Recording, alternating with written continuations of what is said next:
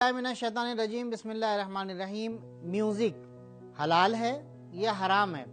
क्या अहले बैत अलैहिस्सलाम के नामों को म्यूज़िक के साथ इस्तेमाल करना जायज़ है? इस सिलसिले में इस्लामी नुक्ता निगाह क्या है? सबील मीडिया को अभी हालिया दिनों में इस किस्म के मुतअद्दिद सवालात मौसूल हुए। इसी के पेश नज़र हम आपकी खिदमत में ये वीडियो लेकर हाजिर हुए हैं, जिसमें हम बयान करेंगे कि अहले बैत अलैहिस्सलाम को म्यूज़िक के साथ इस्तेमाल करना जायज़ है या नहीं है, हलाल और हराम म्यूज़िक का क्राइटेरिया और उसकी कंडीशंस क्या हैं।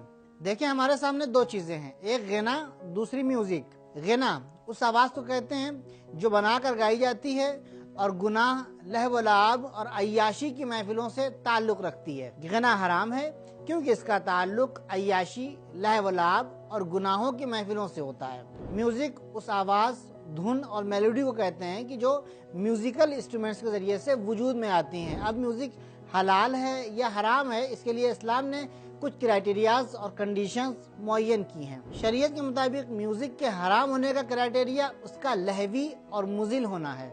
आइए पहले देख लेते हैं कि लहव और मुज़िल किसे कहते हैं। लहव हर उस काम को कहते हैं जिसका ताल्लुक गुनाहों और बुराइयों से होता है और जो इंसान को अल्लाह की याद से दूर कर देता है। तो अब जो आवाज़ और म्यूज़िक इंसान को अल्लाह से दूर करे और उसका ताल्लुक गुनाहों और बुराइयों की महफिलों से हो, वो हराम है। मुज़िल यानी हर वो काम जो इंसान को गुमराह कर दे। अब अगर कोई म्यूज़िक इंसान की गुमराही का सबब बन रही है तो वो हराम है। कुरान करीम में इस सिलसिले में इरशाद होता है, और इंसानों में से कोई ऐसा भी होता है जो अल्लाह से गाफिल कर देने वाला बेहुदा कलाम खरीदता है ताकि बगैर सोचे समझे लोगों को खुदा की राह से भटकाए और इस राह का मजाक उड़ाए। यकीनन ऐसे लोगों के लिए रुस्वा करने वाला अजाब है। आयतुल्लाह सिस्तानी दामद बरकातहू हलाल और हराम म्यूजिक की डिफिनेशन और उसकी तारीफ बयान करते हुए फरमाते हैं, हलाल म्यूजिक वो म्यूजिक है जो लहवी यानी गुनाहों और अय्याशियों की महफिल से ताल्लुक न रखती हो, जैसे वो म्यूजिक जो फौजी मार्च के वक्त चलाई जाती है या वो ढोल या ताशा जो आजादारी में बजाया जाता है। उसे उर्फ में लहव की महफिल की मुनासिब नहीं समझा जाता है। हराम म्यूजिक वो म्यूजिक है जो लहवी यानी गुनाहों की महफिल से ताल्लुक रखती हो, यानी म्यूजिक सुनने वाला खास तौर से वो शख्स जो उन उमूर से आशना है वो खुद ये समझ जाता है कि ये म्यूजिक और मेलोडी लहवी महफिलों में इस्तेमाल होती है और उर्फ के लिए ज्यादातर मौकों पर यह वाज़ेह हो जाता है कि कौन सी म्यूजिक लहवी महफिलों से मुनासिबत रखती है और कौन सी नहीं। इसके अलावा रहबर इनकलाब इस्लामी हज़रत आयतुल्लाह खामेनी हराम म्यूजिक के शराइत और उसकी खुसूसियात बयान करते हुए फरमाते हैं, इंसान को बेहुदगी और पस्ती में ले जाए, मदहोश और मदमस्त कर दे, जो इंसान को अल्लाह, उसके जिक्र और रूहानियत से गाफिल कर दे, जो इंसान को गुनाहों की तरफ ले जाए और उसकी सेक्सुअल डिजायर को भड़काने का सबब हो। जिस म्यूजिक में ये खुसूसियत ना हो वो हराम नहीं है। म्यूजिक के हलाल और हराम होने का मेयार ईरानी, रवायती, क्लासिकल या वेस्टर्न म्यूजिक होना नहीं है, बल्कि वो चीजें मेयार हैं जो ऊपर बयान हुई हैं। म्यूजिक को इसी मेयार पर परखा जाएगा। तो अब तक की गुफ्तगू से हराम म्यूजिक की कुछ निशानियां हमारे सामने आई हैं जो इस तरह से हैं। हर वो म्यूजिक हराम है जो इंसान को मदमस्त कर दे, मदहोश कर दे और उसके बदन में थिरक ले आए, इंसान की सेक्सुअल डिजायर और उसकी शहवत को भड़काने का सबब हो, इंसान को गुमराह करने वाली हो, लहवलाब, गुनाहों और अय्याशी की महफिलों से ताल्लुक रखने वाली हो, म्यूजिक के साथ पढ़े जाने वाले अशार बुरे और गुनाहों से ताल्लुक रखने वाले हों, या धुन और मेलोडी ऐसी हो जो इंसान को अल्लाह की याद से दूर कर दे। अब सवाल ये पैदा होता है, क्या अहले बैत अलैहिस्सलाम के मुबारक नामों को म्यूजिक के साथ इस्तेमाल किया जा सकता है? तो इसका जवाब ये है कि जी हाँ, आप इस्तेमाल कर सकते हैं, लेकिन उसके लिए कुछ शराइत और कंडीशंस हैं और उसकी शर्त और कंडीशन वही है जो हम पहले बयान कर चुके हैं। म्यूजिक लहवी यानी गुनाहों की महफिलों से ताल्लुक रखने वाली ना हो और मुजिल यानी इंसान की गुमराही का सबब न बने। अब अगर म्यूजिक लहवी और मुजिल नहीं है तो वो हलाल है और हर किस्म के हलाल कामों में इस्तेमाल हो सकती है।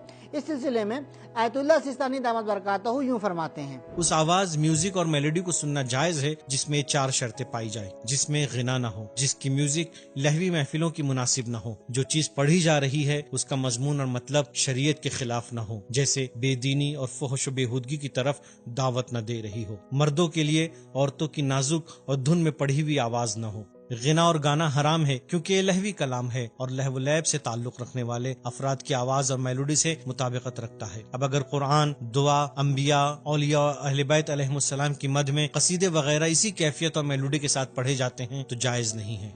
आमतौर से ये सवाल किया जाता है कि क्या कव्वाली सुनना जायज है? फला मनक़बत और कसीदा जो म्यूजिक के साथ पढ़ा गया है, क्या हम उसे सुन सकते हैं? صوفی سانگ کا سننا کیسا ہے، اس سلسلے میں اسلام کیا کہتا ہے، مراجع کرام اس سلسلے میں کیا حکم دیتے ہیں؟ تو دیکھیں یہاں پر دو کام ہیں، ایک کا تعلق مراجع کرام سے ہے اور دوسرے کا تعلق خود مقلد اور عوام سے ہے۔ مراجع کرام کا کام حلال اور حرام میوزک کے لیے کرائٹیریا اور کنڈیشنز بتانا ہے جو انہوں نے بتا دی ہیں۔ اب مقلد اور عوام کا کام یہ ہے کہ انہی کرائٹیریاز اور کنڈیشنز کے معیار پر اس میوزک کو پرکھیں اور حلال میوزک کو حرام سے جدا کریں، اور اس میں کوئی فرق نہیں ہوتا ہے کہ وہ قوالی ہے، منقبت یا قصیدہ ہے یا کوئی صوفی سانگ ہے، اور عوام اس بات کو بہتر طور پر جانتی ہے۔ ہاں اگر کوئی شخص کنفیوز ہے اور تشخیص نہیں دے پا رہا ہے کہ یہ میوزک لہوی اور مضل ہے یا نہیں، تو اس کی ذمہ داری ہے کہ وہ احتیاط کرے اور میوزک کو نہ سنے۔ تو جو باتیں ہم نے اب تک آپ کی خدمت میں بیان کی، آئیے دیکھتے ہیں کہ اس کا کنکلوژن اور نتیجہ کیا نکلتا ہے۔ غنا یعنی ایسی آواز جو گناہوں کی محفلوں سے مخصوص ہوتی ہے، اس کا پڑھنا اور سننا حرام ہے۔ میوزک حرام بھی ہوتی ہے اور حلال بھی ہوتی ہے۔ میوزک اگر لہوی یعنی گناہوں اور عیاشیوں کی محفلوں سے مخصوص ہو یا مضل یعنی انسان کو گمراہ کرنے والی ہو تو حرام ہے۔ میوزک اگر انسان کو مدمست کرنے والی اور اس کے بدن میں تھرک پیدا کرنے والی ہو، اس کی سیکسول ڈیزائر کو بھڑکانے والی اور اللہ کی یاد سے غافل کر دینے والی ہو تو حرام ہے۔ میوزک کو قصیدوں اور منقبتوں میں استعمال کیا جا سکتا ہے، لیکن اس کی شرط یہ ہے کہ اس میں حرام میوزک کے شرائط نہ پائے جاتے ہوں۔ مراجع تقلید کا کام میوزک کے کرائٹیریاز اور شرائط کو بیان کرنا ہے، اس کا مصداق معین کرنا خود مقلد اور عوام کی ذمہ داری ہے۔ اب اگر میوزک شرائط کے مطابق ہے تو حلال ہے، شرائط کے مطابق نہیں ہے تو حرام ہے، اور اس میں کوئی فرق نہیں پڑتا کہ وہ قوالی ہے، قصیدہ و منقبت ہے یا صوفی سانگ ہے۔ اس کے علاوہ پہلے بھی میوزک کے سلسلے میں سبھی میڈیا کے پروگرام آ چکے ہیں۔ حلال اور حرام میوزک، خواتین سوشل میڈیا پر نوحے یا منقبت اور قصیدے پڑھ سکتی ہیں یا نہیں، یا منقبت اور قصیدوں کو میوزک کے ساتھ پڑھا جا سکتا ہے یا نہیں۔ اس ویڈیو میں ہم نے آپ کی خدمت میں بیان کیا کہ حلال اور حرام میوزک کا کرائٹیریا اور اس کی کنڈیشنز کیا ہیں، اور اہل بیت علیہ السلام کے ناموں کو میوزک کے ساتھ استعمال کیا جا سکتا ہے یا نہیں۔ انشاءاللہ ایک نئی ویڈیو کے ساتھ آپ کی خدمت میں حاضر ہوں گے، تب تک کے لیے خدا حافظ۔